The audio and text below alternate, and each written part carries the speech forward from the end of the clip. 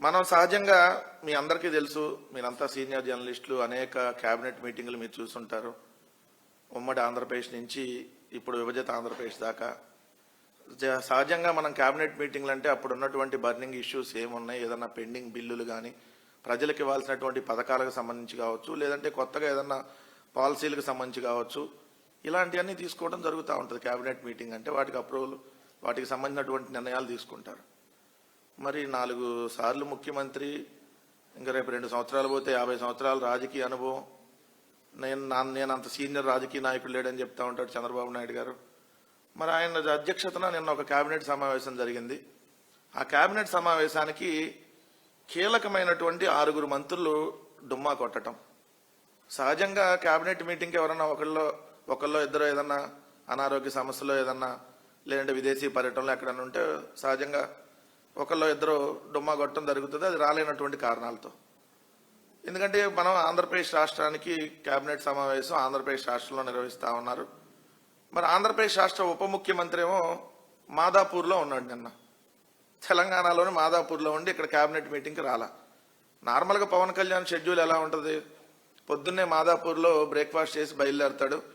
ఏదైతే on road, ఏదైతే బేగంపేట విమానాశ్రయానికి అక్కడ ప్రత్యేక విమానం రెడీగా ఉంటుంది.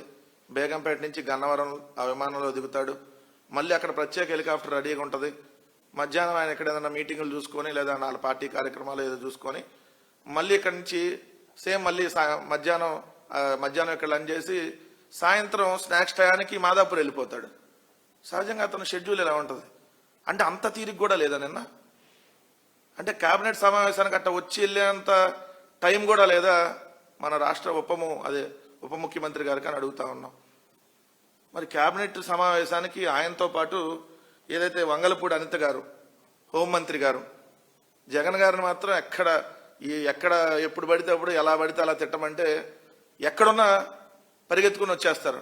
స్పెషల్ ఫ్లైట్ ఎక్కువ, లేకపోతే స్పెషల్ హెలికాప్టర్ వేసుకున్నాం, లేకపోతే మామూలు వేసుకున్నాం, లేకపోతే కారులోనో టక్కన వస్తారు. మరి కేబినెట్ మీటింగ్కి ఆమెకు టైం లేదు. అదేవిధంగా చూస్తే టీజీ భరత్ అంటే మీకు తెలుసు, పరిశ్రమల శాఖ మంత్రి, కీలకమైనటువంటి శాఖ. అదేవిధంగా నాదెండ్ల మనోహరం.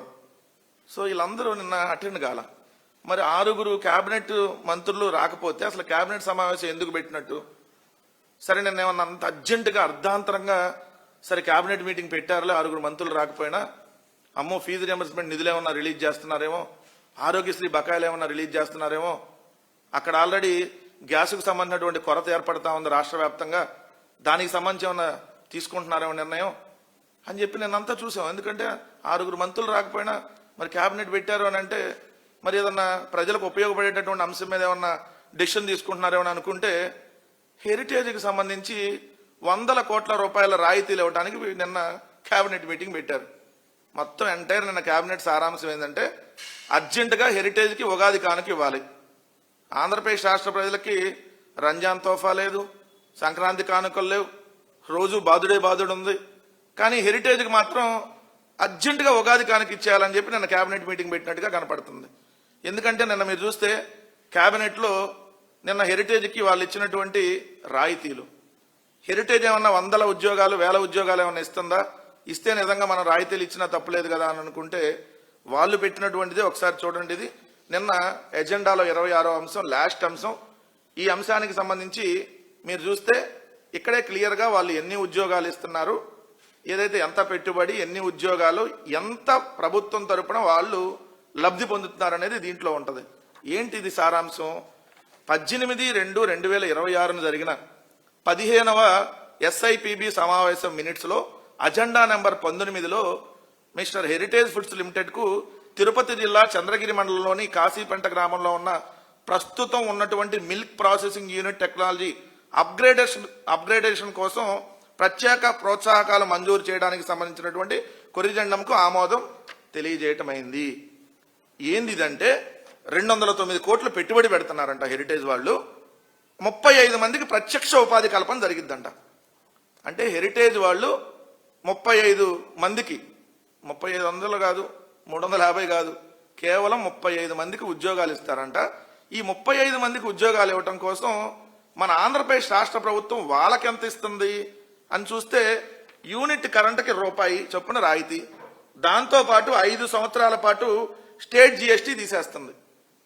స్టేట్ జిఎస్టీ అంటే దాదాపు 100 కోట్లకు పైగా, ఇచ్చేది 35 ఉద్యోగాలు. హెరిటేజ్ 35 ఉద్యోగాలు ఇవ్వటం కోసం అర్ధాంతరంగా కేబినెట్ మీటింగ్ పెట్టి, ఆ కేబినెట్ మీటింగ్ లో 35 మందికి వీళ్ళు ఉద్యోగాలు ఇస్తారు, అందుకని మేము 5 సంవత్సరాల పాటు జిఎస్టీని తీసేస్తున్నాం, యూనిట్ కరెంటుకి ఏదైతే రూపాయి చొప్పున రాయితీలు ఇస్తున్నాం అన్నారు.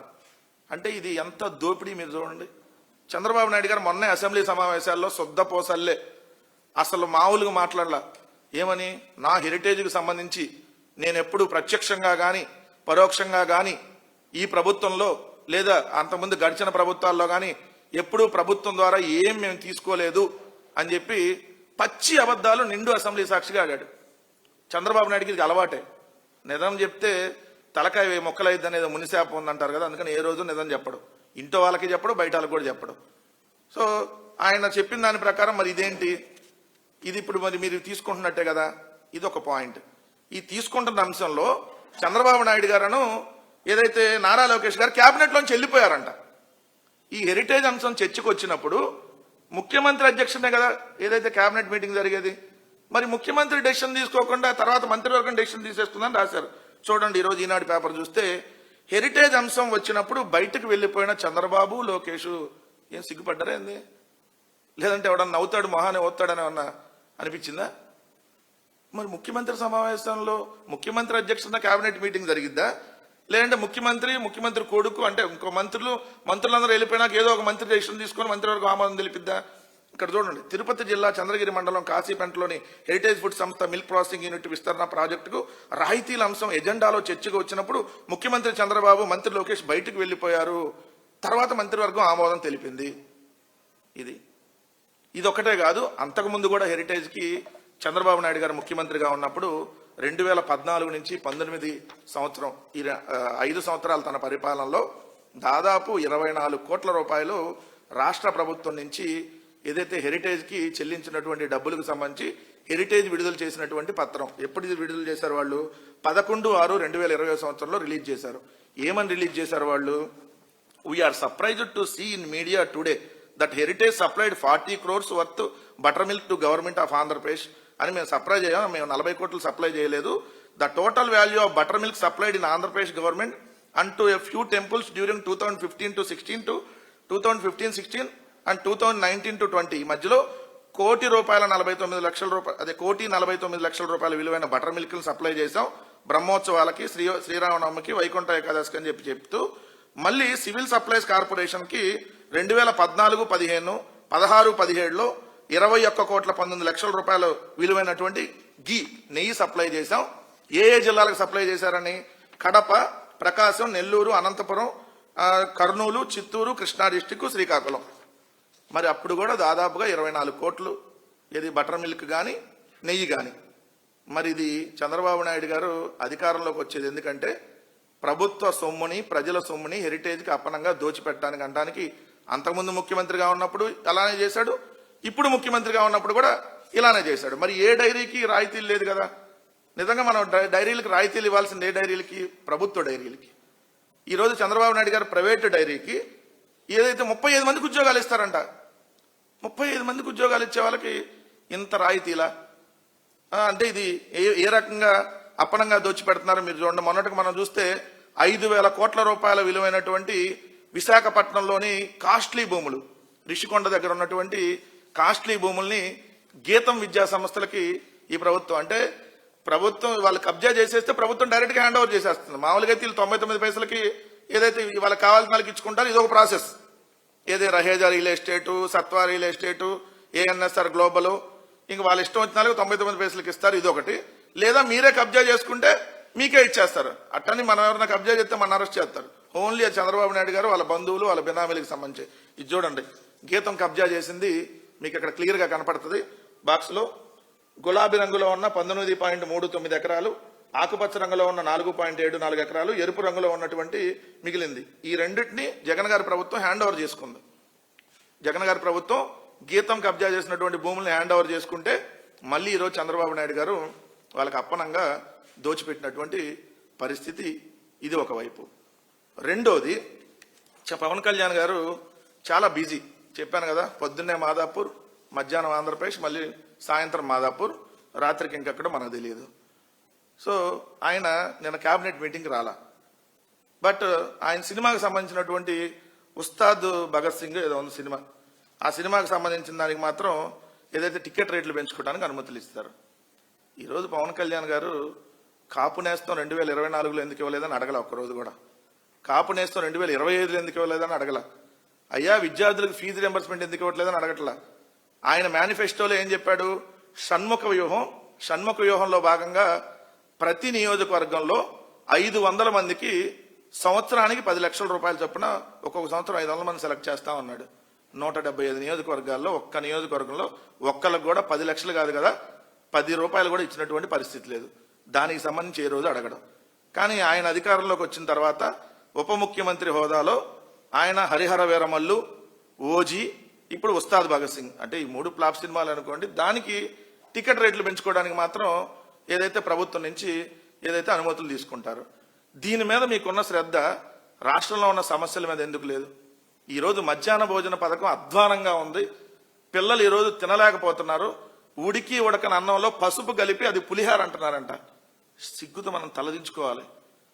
అలాంటి అన్నం పెడుతున్నారంటే మళ్ళీ దానికి పథకానికి పేరేం పెట్టారు? డొక్కా సీతమ్మ మధ్యాహ్న భోజన పథకం అని పెట్టారు. నిజంగా డొక్కా సీతమ్మ గారిని అది అవమానించడమే కదా.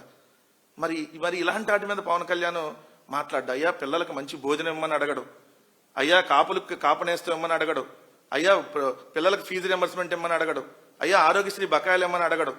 అటవీ శాఖ అధికారులు, తన శాఖ కదా, తన శాఖ అధికారుల మీద బుడ్డా రాజశేఖర రెడ్డి అనే తెలుగుదేశం ఎమ్మెల్యే ఏదైతే చిత్రహింసలకు గురి చేసి దాడులు చేస్తుంటే దాన్ని అడగడు. అయ్యా నేను హైదరాబాద్లో ఉంటా, హరిహర వీరమల్లికి టికెట్ల రేట్లు పెంచండి. అయ్యా నేను హైదరాబాద్లో మాదాపూర్లో ఉంటా, ఓజీ సినిమాకి టికెట్ రేట్లు పెంచండి. నేను హైదరాబాద్ మాదాపూర్లో ఉండి అప్పుడప్పుడు వచ్చి వెళ్తా, ఏదైతే క్యాబినెట్ మీటింగ్ కూడా రాలేను, ఉస్తాద్ భగత్ సింగ్ టికెట్ రేట్లు పెంచండి. ఇదే రాష్ట్ర ఉప ముఖ్యమంత్రి చేసే పని? ఇది రాష్ట్ర ముఖ్యమంత్రి ఏమో తన వాళ్ళకు దోచి పెడతా ఉంటాడు. అదేదో సినిమాలో ఉంటది, ఇది నీకు ఇది నాకు, ఇది నీకు ఇది నాకు అని వాటాలు వేసుకొని పంచుకుంటారు కదా. ఇదిగో ఇది హెరిటేజ్కి, ఇది సంగం డైరీకి, ఇది విఎస్ఆర్ వెంచర్స్కి, ఏదైతే ఇది గీతంకి, ఇదిగో ఇది ఫ్లాప్ సినిమాకి సంబంధించిన ఉస్తాద్ భగత్ సింగ్కి. ఇది ఈ రాష్ట్రంలో ఇది జరుగుతున్నటువంటి పరిస్థితి. దయచేసి ప్రజలను కూడా గమనించమని చెప్తా ఉన్నా. వీళ్ళకి అధికారం ఇస్తే ఏ విధంగా 21 నెలల కాలంలో సర్వనాశనం చేసి అప్పుల కుప్ప పక్క పెట్టి ఉన్నటువంటి సంపదని 99 పైసలకి ఉల్ఫాగాలకో లేదంటే టీడీపీ బఫూన్లకో బినామీగాలకో దోచిపెడతాం ఒక కార్యక్రమం. అడ్డగోలుగా ప్రభుత్వం నుంచి ఏదైతే రాయితీలు పొంది ఏ విధంగా ప్రభుత్వం నుంచి వీళ్ళు బెనిఫిట్స్ పొందుతా ఉన్నారు అధికారంలో ఉండనేది గమనించమని చెప్తా ఉన్నా.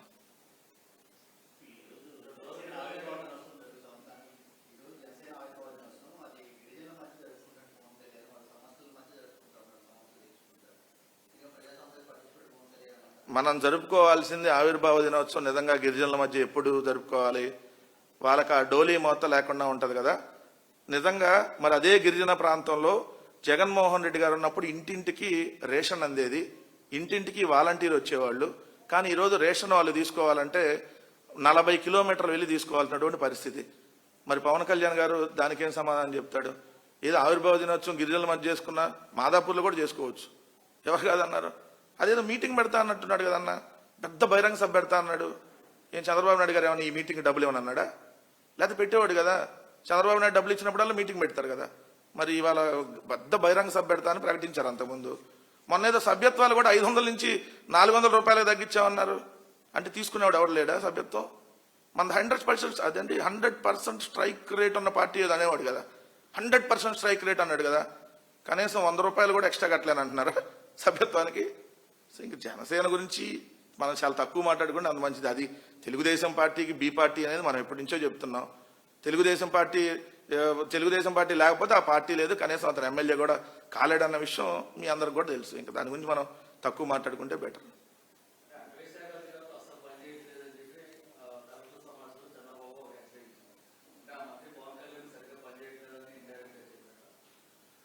పవన్ కళ్యాణే కాదు, ఎవరూ పనిచేయట్లేదనే కదా దానికి అర్థం. మీరు చెప్పండి అన్న, ఒక ముఖ్యమంత్రి ప్రతిరోజు సీరియస్ అవుతా ఉంటాడు. ఇది సీరియస్సా కామెడీయా మీరు చెప్పాలి. ఎందుకు ముఖ్యమంత్రి ఏమంటాడు? మీరు స్టేట్మెంట్ చూడండి. ఎమ్మెల్యేల మీద ఆగ్రహం వ్యక్తం చేసిన సీఎం, ఎమ్మెల్యేలని మందలించిన సీఎం, అధికారుల మీద సీరియస్ అయిన సీఎం, కలెక్టర్ల మీద సీరియస్ అయిన సీఎం. ఎన్ని రోజులు సీరియస్ అవుతావు? నువ్వు అధికారంలోకి వచ్చి 21 నెలలు అయింది. రోజు సీరియస్ అవుతానే ఉంటే మరి ముందు వాళ్ళ మీద యాక్షన్ కదా తీసుకోవాలి. ఇప్పుడు శ్రీశైలంలో భక్తులకు సంబంధించి ఏదైతే వాళ్ళ మీద పోలీసులు లాఠీ చార్జ్ చేస్తే అటవీ శాఖ అధికారులు ఏం చేస్తారు? దానికి అది దేవాదాయ శాఖకు సంబంధించింది కదా.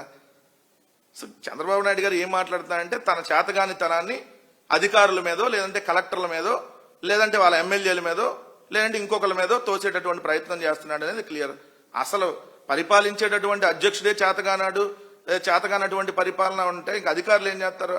అధికారులకి ఏం చెప్పాలి మీరు? మనం గుడ్ గవర్నెన్స్ ఉండాలంటే, ప్రజా పరిపాలన చేయాలంటే మీరు రాజకీయ పార్టీలకు అతీతంగా మీరు వాస్తవాలకు అనుగుణంగా పనిచేయమని చెప్పాలి. ఈయనేం చెప్పాడు? డైరెక్ట్గా రాగానే ఓన్లీ తెలుగుదేశం వాళ్ళకే పనిచేయాలి మీరు అని చెప్పాడు. ఇంకేం చేస్తారు అధికారులు? సో ఇక్కడ అధికారులు తప్పు కాదు, అధికారులు తప్పు ఉన్నా దాంతకు మించిన తప్పులు చంద్రబాబు నాయుడు గారే వాళ్ళ చేత చేయిస్తున్నాడు అనేది క్లియర్గా మనకు కనపడుతుంది కదా.